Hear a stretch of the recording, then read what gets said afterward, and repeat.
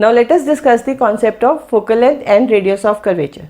आज हम पढ़ने वाले हैं कि फोकल लेंथ और रेडियस ऑफ कर्वेचर क्या होता है और इन दोनों के बीच में रिलेशनशिप क्या है।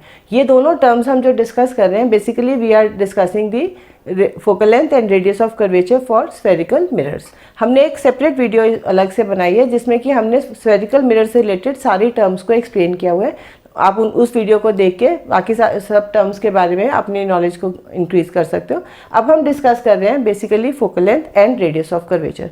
फोकल लेंथ हमारा वो पॉइंट होता है जिससे अगर हमारा कन्वर्जिंग मिरर है तो सारी रेज वहाँ आके कन्वर्ज कर रही है।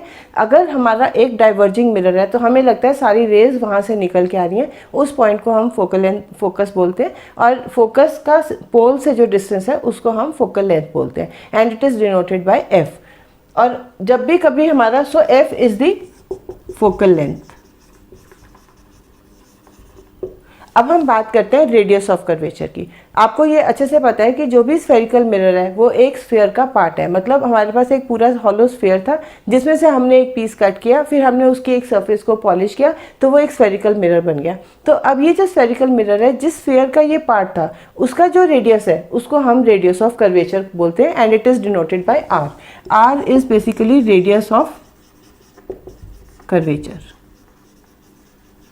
और अगर मैं इन दोनों के रिलेशनशिप की बात करूं तो हम कह सकते हैं focal length is half of radius of curvature. जो फोकल लेंथ है वो रेडियस ऑफ कर्वेचर से हाफ है। तो अगर हमारा सपोज एक है कोई स्फीयर जो स्फेरिकल मिरर जिसकी radius of curvature suppose 20 centimetre है, मतलब वो एक ऐसे स्फीयर का पार्ट है जिसका रेडियस 20 सेंटीमीटर था, तो इन दैट केस हमारे उस मिरर की फोकल लेंथ कितनी हो जाएगी? क्योंकि फोकल लेंथ हाफ है रेडियस ऑफ कर्वेचर की, रेडियस ऑफ कर्वेचर मैं बोल रही हूँ 20, तो ऐसे केस में फोकल लेंथ कितनी हो जाएगी? 20 divided by 2 that is 10 centimetre. So this is how we can calculate the focal length अगर हमें रेडियस ऑफ कर्वेचर दिया हुआ। अब हम डिस्कस करते हैं ये रिलेशन आया कहाँ से, या हम ये प्रूव करने की कोशिश करते हैं कि जो रिलेशनशिप हमने बोला है ये एग्जिस्ट करता है। तो अब हम सबसे पहले देखते हैं अपना रे डायग्राम। आप देख रहे हैं कि हमने एक डायग्राम आपको दिखाया है जिसमें कि हमने एक कॉनकेव मिरर लिया है। अब जब भी कॉनकेव मिरर है, ये हमारा एक कन्वर्जिंग मिरर है, तो जो भी रेज प्रिंसिपल एक्सिस के पैरेलल आ रही हैं वो जब भी रिफ्लेक्ट होंगी, रिफ्लेक्ट होने के बाद वो सारी आके कहाँ पे कन्वर्ज होती है? फोकल पॉइंट पे, एफ पे। तो हम जब भी उस ऐसे मिरर की बात कर रहे हैं तो अब हम रे डायग्राम में देखते हैं हमने OX एक रे ली हुई है which is parallel to the principal axis and after reflection it is intersecting the principal axis at point F। तो F हमारा फोकस हो गया। अब हम देखते हैं कि क्या ये हमारे लॉज को फॉलो कर रहे हैं। ये तो हमने पिछली वीडियोस में डिस्कस किया है कि हमारा जो कन्वर्जिंग मिरर हो या हमारा जो डाइवर्जिंग मिरर हो, दोनों हमारे लॉज को फॉलो करता है। तो अगर मैं C से एक रे नॉर्मल बनाने की कोशिश करती हूँ एट पॉइंट X, तो मैं क्या करूँगी? C और X को ज्वाइन कर दूंगी, क्योंकि कोई भी लाइन पॉइंट पे, हमारे मिरर के किसी भी पॉइंट पे अगर मुझे नॉर्मल ड्रॉ करना है तो मुझे उस पॉइंट को सेंटर से जोड़ना है। तो C को जब मैंने X से जोड़ा और आगे एक्सटेंड किया तो CN is basically the normal at point X। तो जब मैं उसके अकॉर्डिंगली मैं देख रही हूँ तो फोकस पे जब हमारा आ रहा है that means angle OXC is equal to angle OXC is equal to angle CXF, क्योंकि हमारा according to the laws of reflection angle of incidence किसके इक्वल होगा? एंगल ऑफ रिफ्लेक्शन के। और OXC मेरा एंगल ऑफ इंसिडेंस है and CXF is the angle of reflection. तो it is according to the laws of reflection कि ये दोनों इक्वल होंगे। फिर हम बात करते हैं, क्योंकि हमारा OX जो है वो प्रिंसिपल एक्सिस के पैरेलल है, that means OX is parallel to CP। P is the point that is the pole. So OX principal axis के पैरेलल है और CP प्रिंसिपल एक्सिस को डिनोट करते हैं। OX is parallel to CP और हमने क्या बनाया है? CN is a transversal to these two lines. मतलब जो OX और CP हमारी पैरेलल लाइंस थी तो CN उसके लिए ट्रांसवर्सल बन रही है। तो मैं कह सकती हूँ angle OXC is equal to angle XCP। पहले केस में हमने बोला OXC is equal to angle CXF। दूसरे केस में मैं क्या बोल रही हूँ? OXC is equal to angle XCP, क्योंकि ये हमारे कैसे एंगल्स बन रहे हैं? ये हमारे ऑल्टरनेट एंगल्स हैं। तो अब जब इन दोनों इक्वेशंस को देखती हूँ तो मैं कह सकती हूँ angle CXF is equal to angle XCP। तो अगर CXF और XCP जो है, इन दोनों को अगर मैं ट्राइंगल ले लेती हूँ, CX एफ, अगर मैं इस ट्राइंगल की बात करूं तो ये दोनों मेरे जो पॉइंट्स हैं ये आपस में इक्वल हो गए। जब साइड एंगल्स इक्वल हो गए तो इन एंगल्स के ऑपोजिट जो साइड्स हैं वो भी इक्वल आ जाएंगे। हमने क्या देखा, angle O X C is equal to angle C X F, और दोबारा हम क्या देख रहे हैं, angle O X C is equal to angle X C P, क्योंकि ये मेरे ऑल्टरनेट एंगल्स बन रहे हैं जब मेरी ओ एक्स और सी पी पैरेलल लाइंस है और सी एन मेरी ट्रांसवर्सल है जो कट कर रही है। तो ऐसी सिचुएशन में मैं जब इन दोनों को इक्वेट करती हूँ तो मैं कह सकती हूँ angle C X F is equal to angle X C P. अब अगर मैं देखूं तो मेरे डायग्राम को अगर हम ध्यान से देखें तो मेरे पास एक ट्राइंगल बन रहा है। ट्राइंगल कौन सा है, एक्स सी एफ। अब एक्स सी एफ में जो दो एंगल्स हैं ये आपस में इक्वल हो गए, तो इनके सामने की साइड्स भी इक्वल होंगी, क्योंकि हमें पता है if in a triangle two angles are equal then sides opposite to these angles are also equal. तो मैं यहाँ से कह सकती हूँ मेरा जो सी एफ है वो किसके इक्वल आएगा, वो मेरा एक्स एफ के इक्वल आ गया। That means C F is equal to X F, right. ये बात कर रहे थे हम किसकी, कॉनकेव मिरर की। एक बार दोबारा से डिस्कस कर लेते हैं कि जब भी हम रे डायग्राम को देख रहे हैं फॉर द कॉनकेव मिरर, मैं देख रही हूँ कि ओ एक्स मेरी एक लाइन है जो कि पैरेलल आ रही है किसके, प्रिंसिपल एक्सिस के। एक्स पे वो जब मिरर के साथ इंटरसेक्ट कर रही है तो वहाँ से अगर हम देखें रिफ्लेक्शन होती है। रिफ्लेक्शन के बाद हमें पता है कि जो भी रेज हमारी प्रिंसिपल एक्सिस के पैरेलल होती हैं आफ्टर रिफ्लेक्शन वो एफ पे आके कन्वर्ज करती हैं। तो जहाँ हम देख रहे हैं कि वो जो हमारा रे डायग्राम है उसमें हमारी एक्स एफ जो है मतलब एक्स जो एफ पॉइंट है एक्स एफ उसको हमने ज्वाइन किया हुआ है। अब हम बात करते हैं कि ये हमारे लॉज ऑफ रिफ्लेक्शन को फॉलो कर रही है। इसका मतलब अगर हम एक्स पॉइंट पे कोई भी नॉर्मल ड्रॉ करेंगे तो वो हमारा angle of incidence will be equal to angle of reflection. तो उसके लिए मैं कह सकती हूँ कि मैंने जैसे सी को एक्स से ज्वाइन किया है, क्योंकि जब भी हमें स्फेरिकल मिरर्स के केस में एक नॉर्मल ड्रॉ करना होता है तो मैं जो पॉइंट ऑफ इंटरसेक्शन है उसको हम सेंटर पॉइंट से ज्वाइन कर देते हैं।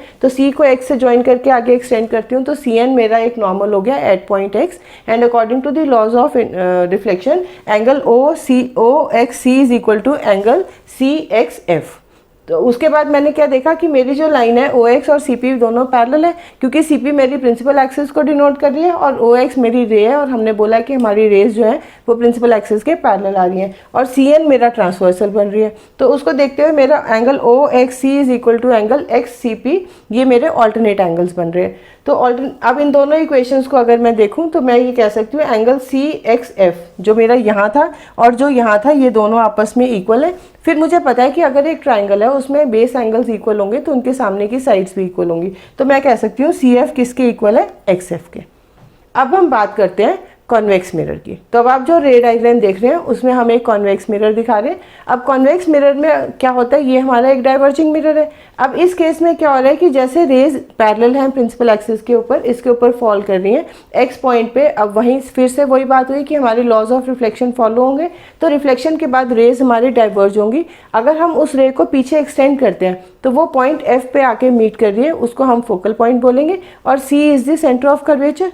अब C से अगर X को मैं ज्वाइन करके आगे एक्सटेंड करती हूँ तो सी एन मेरा क्या बन जाएगा, it will be a normal at point X। ठीक है। अब जब हम फिर लॉ ऑफ रिफ्लेक्शन की बात करें तो मेरे पास क्या आता है, angle O x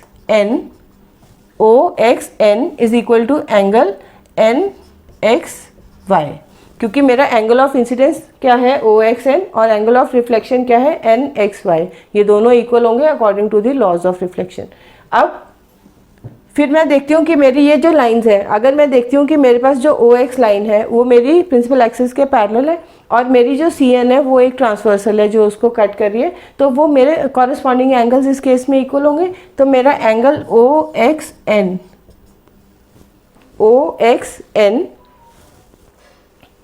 will be equal to angle NC, then we have F और NCP और NCF। पहले मैंने बोला OXN is equal to NXY, फिर दूसरे केस में मैं कह रही हूँ OXN is equal to NCF, क्योंकि ये मेरी लाइन ये तब आ रहा है जब मेरी OX जो है वो CP के पैरेलल है और CN मेरी ट्रांसवर्सल है, कट कर रही है, और ये मेरे कैसे एंगल्स बन रहे हैं, they are the corresponding angles, right. जब कॉरेस्पॉन्डिंग हमें पता है पैरेलल लाइंस के केस में हमारे कॉरेस्पॉन्डिंग एंगल्स इक्वल होते हैं। अब मैं क्या देख रही हूँ कि मेरा जो एंगल एन एक्स वाई है it is equal to angle C X F because they are vertically opposite angles. Vertically opposite angles, और वर्टिकली ऑपोजिट एंगल्स हमारे इक्वल होते हैं। तो अगर मैं इन तीनों रिलेशंस को, दैट मीन्स इक्वेशन 1, इक्वेशन 2 और इक्वेशन 3, तीनों को मैं देखूं, इक्वेट करूं, तो मैं कह सकती हूँ मेरा angle CXF is equal to angle NCF। अब हमारा angle CXF is equal to angle NCF। अब फिर वही बात आ गई कि ये दोनों हमारे बेस एंगल्स हैं ट्राइंगल के। अगर बेस एंगल्स इक्वल होंगे तो उनके ऑपोजिट साइड्स भी इक्वल होंगी। तो यहाँ से भी मेरे पास क्या निकल के आया, CF is equal to XF। तो अब मैं कह सकती हूँ कि चाहे मेरा कॉनकेव मिरर हो या मेरा कॉन्वेक्स मिरर हो, इन दोनों केसेस में, कॉनकेव मिरर हो या कॉन्वेक्स मिरर हो, इन दोनों केसेस में मेरी जो CF है वो XF के इक्वल आ रही है। अब CX और FX को हमने, CF और XF को मैंने बोला ये दोनों इक्वल है। अब मैं ये कह सकती हूँ क्योंकि मेरा जो मिरर है उसका अपर्चर बहुत स्मॉल है, तो मेरा जो XF है it is equal to XP because aperture is very small. जब अपर्चर हमारा बहुत छोटा होता है तो हमारा जो XF है वो XP के इक्वल हो जाएगा। तो मैं कह सकती हूँ कि मेरा जो F है, now F is the mid point of CP। हमने क्या देखा कि अगर कॉनकेव मिरर हो तो भी हमारा CF XF के इक्वल है, और अगर हमारा कॉन्वेक्स मिरर है तो भी हमारा CF जो है वो XF के इक्वल है। तो दोनों केसेस में हमारा CF और XF इक्वल आ गए। अब हम बात कर रहे हैं कि हमारा जो मिरर है वो बहुत छोटा है उसका अपर्चर, और अपर्चर स्मॉल होने की वजह से हमारा जो XF है it will be equal to FP और PF। मतलब जो हमारा फोकल पॉइंट F और P का डिस्टेंस है वही हमारा X और F का भी डिस्टेंस है। तो इससे मैं कह सकती हूँ F is the mid point of CP। CP मेरा रेडियस ऑफ कर्वेचर है and F is the mid point, और we can say that PF is half of CP because जो PF है वो F क्योंकि मिड पॉइंट है किसका, CP का, तो PF किसके इक्वल हो जाएगा, CP से हाफ हो जाएगा। Now CP is the radius of curvature and PF is the focal length. तो मेरे पास ये रिलेशन आ गया, focal length is half of radius of curvature. So this is how we can prove the relation that focal length is half of radius of curvature. Now let us discuss something more about the concept. अब हम उस concept को apply करते हैं। अभी हमने derive किया था what is the relationship between the focal length and the radius of curvature, और हमने देखा था कि हमारी जो फोकल लेंथ है वो रेडियस ऑफ कर्वेचर से हाफ है। अब हम उस पर एक न्यूमेरिकल हम सॉल्व करके देखते हैं कि कैसे हम उस फॉर्मूला को अप्लाई कर सकते हैं। हमें क्वेश्चन दिया गया है, in a concave mirror it is a concave mirror is made up by cutting a portion of a hollow glass sphere of radius 24 centimetre. मतलब हमारे पास एक हॉलो ग्लास स्फीयर था जिसका रेडियस 24 सेंटीमीटर था, उसमें से हमने एक पोर्शन को कट किया है और फिर हमने एक कॉनकेव मिरर बनाया है। तो अब जो हमने कॉनकेव मिरर बनाया हम उसकी फोकल लेंथ निकालना चाहते हैं। तो इसका मतलब जो हमारा हॉलो स्फीयर था उसका रेडियस हमें क्या दिया हुआ है 24 सेंटीमीटर। तो हमारा रेडियस ऑफ कर्वेचर R कितना हो जाएगा 24 सेंटीमीटर, क्योंकि अभी हमने इससे पहले डिस्कस किया है कि जो हमारा रेडियस ऑफ कर्वेचर होता है it is basically the radius of the hollow sphere, जिसका ये पार्ट होता है, जिसका पार्ट को हम स्फेरिकल मिरर बनाते हैं। तो हमें दिया गया है कि जो हॉलो ग्लास स्फीयर था उसका रेडियस 24 सेंटीमीटर है, तो हमारा जो रेडियस ऑफ कर्वेचर है वो 24 सेंटीमीटर हो गया। और फोकल लेंथ हमें निकालनी है, और रिलेशन क्या है, focal length is half of radius of curvature, that means R/2। R मेरा 24 है, 24/2 कितना आ जाएगा 12 सेंटीमीटर। तो इसका मतलब जो हमारा कॉनकेव मिरर है उसकी फोकल लेंथ कितनी बनेगी, उसकी फोकल लेंथ 12 सेंटीमीटर होगी। So this is how we can apply the relationship of focal length and radius of curvature and find the focal length of a mirror.